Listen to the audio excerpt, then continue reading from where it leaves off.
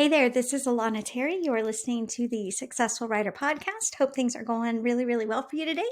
If you are listening to this as it comes out, hope your fall is off to a great start and back to school season is going well. If you happen to live in a place where it's not fall yet, or maybe it's even turning into spring, I just hope wherever you are, things are going really, really well for you and that you're feeling inspired and lots of creative energy and lots of momentum in what you're doing.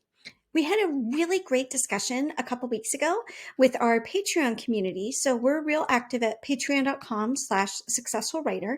And we do several live calls. We do a goal call every week just to check in. How'd your week go? What are your plans for the coming week? We also do about 2 webinars a month, live training webinars. And on one of these, instead of it me being like, I'm going to stand here and teach you about something, which is how a lot of them are, we just had a real candid discussion about burnout. And we had a great opening discussion about the differences between burnout and writer's block. Is there a difference? If there is a difference, how do you know which it is? Do you treat them both the same? And if you treat them both the same, does it even matter what the difference is? So today on this episode, I want to chat with you just a little bit about writer's block, burnout, what the differences might be. Sometimes they do look similar. One of the big consensuses that we came to, don't think that's how you say the word, but we came to the consensus that writer's block can often be more related to your actual manuscript. I do not know where my manuscript is going, and so I'm stuck in the actual writing. A big way that you can tell if you are in writer's block versus burnout is if you're in writer's block, you'll have a hard time writing. And I'm going to add editing to that too. I think a block with editing can be more along the creative writer's block side. Whereas with burnout, it's very possible that you don't have the motivation to do really much at all that's work related. Sometimes the burnout can feel more prolonged, right? If you're writing 10,000 words a week and you break that down into 2,000 words a day and you've been doing this for years, and then on a Wednesday, just randomly, you can't write, right? That's probably not really what we're talking about with burnout. Burnout tends to be more prolonged as well, and it tends to impact more than just your writing and editing. It tends to impact a lot of the facets of your working life, and it can bleed into everything. If it turns into something that looks a whole lot like debilitating chronic depression, then it's going to mean, you might have a hard time doing kind of just regular day-to-day things in addition to anything work related. So let's talk about the writer's block side first. It can feel very dramatic, but most of the time, the issue just needs a little bit of time and space away from your manuscript to resolve. So this is, you don't know where you're going. Your characters maybe aren't talking to you. I know for me, the biggest part of writer's block for me is either I'm really stressed out in my day-to-day life and it makes it hard to get into a creative mindset, or it means that I'm trying to force my characters to do something that is out of their nature.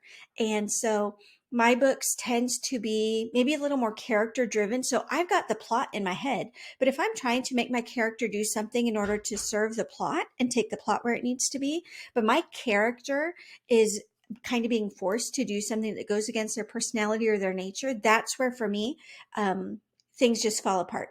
And instead of pushing through that, I have learned to step back, because if I were to push through, that means that I would be getting my character even more off course, right? So if you think about a trajectory, and if you get 1% off of where you need to go, but you only do that for like 300 words, not a big deal, right? Fairly easy to course correct. If you compare that to you veer even 1 degree off course, but then you go on for 30,000 words, that course correction and where it's going to take you at the end is going to be a lot farther. So for me, when I recognize that just fiction wise, the story is not working, I will often step back until that part feels resolved, because to me, that's better than plowing through, forcing my characters into something that doesn't work for them, and then having a lot to clean up at the end, or a book that doesn't really flow well. Now, on the other hand, sometimes writer's block can be more plot driven, more just, I don't know what should happen next.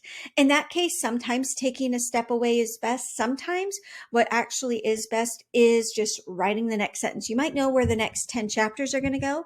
Do you know what the next paragraph can be? Sometimes writing through it, if it's more of you just, you don't know what's going on, sometimes writing through it is best. Sometimes stepping away is best. And it really takes time to hone in on your own intuition. One of my favorite ways to teach authors to just kind of listen to their intuition is to think about something really, really, really positive, where you know that if you got this opportunity, it would be just a resounding, complete yes and amen. And I am totally going to do this. So just a couple examples out there. You get invited by the biggest name in your genre to be in an anthology with them, or you get invited to speak at a conference where you know, thousands of your ideal readers are going to be excited to buy your book, or whatever it might be. You get a book club feature deal, right? Whatever would be like exciting, and 100% you would never have to think about, should I say yes to this? Think about how that feels in your body. For me, it's kind of an expansive openness. I get excited in terms of like my heart rate, and sometimes like sweaty palms and things like that. That to me is the feeling of yes, go forward. Next, check in with what the exact opposite would be. If somebody were to say, for the next year, you are going to have to write this and only this and do it in this way. So think about the thing that you would hate writing the most. If you feel like you could write anything and love it, think about the job you would hate the most and how you would feel if you knew that for the entire next 12 months, day in and day out, that's all that you were going to do. And think about how that feels in your body. So for me, it's kind of like a heaviness in the gut. I feel kind of hunched, like weighted down in the shoulders. There's a little bit of like upset stomach feel to it. And to me, that's how I learned to listen to when my intuition is telling me, no, I don't want to do this. A lot of things are a lot more subtle than, do you want to hang out with the most famous author in your genre, or do you want to work at the very worst job that you could ever imagine for 12 months, right? Most things are not that extreme, but learning how to listen to your body cues can actually be a really nice way to check in with your intuition, so that there might be times where you need to check in with your creativity and say, is it time for me to push through? Or is it time for me to take a step back and rest? My youngest son is getting really into weightlifting and running and doing all this like very intensive training. And we're trying to teach him the same thing. Sometimes, yeah, you're on a run and you're tired and you just push through it. But sometimes it's, you know what, you got an injury or you feel a pain here, and you know that if you keep going, that it could exacerbate that and make it worse. And learning to know the difference is really, really important for us as authors too. So you're in the middle of a writing sprint, things are going great, and then you feel stuck. Is it time to plow through, or is it time to step back and give your creative energy the time it needs to refuel? And learning to listen to your intuition is a great way to do that. And I think that that can, in some cases, help prevent some of the burnout. And sometimes we just need to accept writer's block as something that happens in our writing life. So for example, like my son, let's say he eventually wants to get to where he's doing a half marathon, and maybe he signs up for one of the ones where you can run the whole way or walk the whole way or do a mix of both. And he's going to need to learn, especially if it's his first one, when is it time to slow down and walk? And when is it time to keep on running? And that's a good way to spare and save and utilize your energy in the most efficient way. It's also a good way to just honor your creative self, so that you're not pushing yourself too hard, but that you're also not, but that you are pushing yourself to a smart and efficient limit. So those are some things about the writer's block, when you need to know, okay, do I need time away or do I need to plow through? For the burnout, it can be a lot more complicated. Burnout, like I said, tends to be more all encompassing. It tends to last longer, and it can look like some type of clinical depression, which obviously I'm not qualified to diagnose, but qualified to talk about from my experience with it. And yeah, sometimes I have this question of, well, am I not writing because I'm depressed, or am I depressed because I'm not writing? And it's kind of, well, which comes first? And for me, I know my depression is linked almost exclusively to just my physical health and energy. It's less about circumstances, I mean, that will impact it a little bit, but if my energy level's good, I can bounce back. I can be resilient from like just regular day-to-day stress. But for me, like if I get vitamin deficient or I'm not sleeping well or I'm fighting a cold, and so like my energy is being focused on my going to my immune system and not toward my creativity, those are things that really, really drain my energy, and not just my creative energy. Like that's where I feel sluggish doing anything. So again, a really good litmus test: is this burnout or is it writer's block? Has to do with, can you do other things tangentially related to writing and editing, or are you just not really functioning in many areas of your business? So for me, because when I go through seasons of burnout, there is a huge physical component for me. I've learned to, again, be checking in more with my body. What's my body need? Does it need rest? Does it need hydration? Does it need to move around some? Does my brain just need white space? Some of us need a lot more white space than others. Some people really could write for 8 hours a day with a lunch break in the middle, go to bed and feel refreshed. But a lot of us need time in between our writing sprints to let our brains wander, to let our minds decompress, to let our thoughts figure out where they're going to go. Sometimes the best thing you can do is just take a nap or call it quits early, sleep on it, and get back refreshed the next day. So when it comes to burnout, sadly, there's not the simple answer. Like with writer's block, it might just be, well, yeah, just give it a day or two. Figuring out where the burnout came from, I think can sometimes be useful. So if I can say, okay, well, I know my burnout started after I completed this series. And it was really hard because I didn't know where I was going to go after that in my writing. Okay, so then maybe what I recognize is, you know what, I just finished this 9-book series.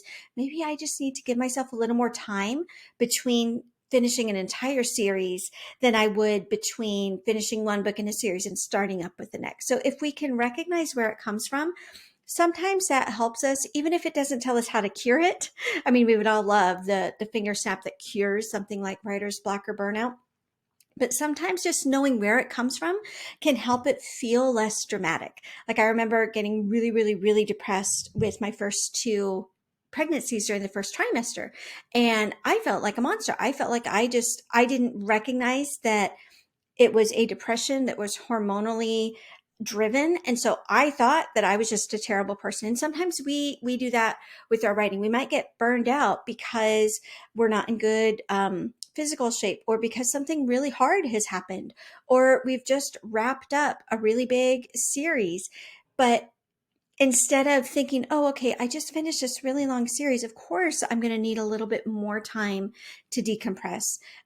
We can quickly go to, oh, I'm a terrible person, or I'm a lazy writer, I can't get back in the seat. So sometimes knowing the cause of our burnout, even if it doesn't tell us how to cure it, it can help us be more compassionate with it. And then lastly, I think a huge benefit is just being open, finding author friends that you can talk to. Sometimes the author world is so much about produce, produce, produce, that we don't sit back and talk about when there are struggles. So finding some writer friends that you can talk about with the struggles. I think that's what one of the things that was great about this discussion we had in our Patreon community. So if you're lacking a writing community, come and join us at patreon.com/successful writer, or find a group where you can have some of these discussions, or a friend where you can have some of these discussions.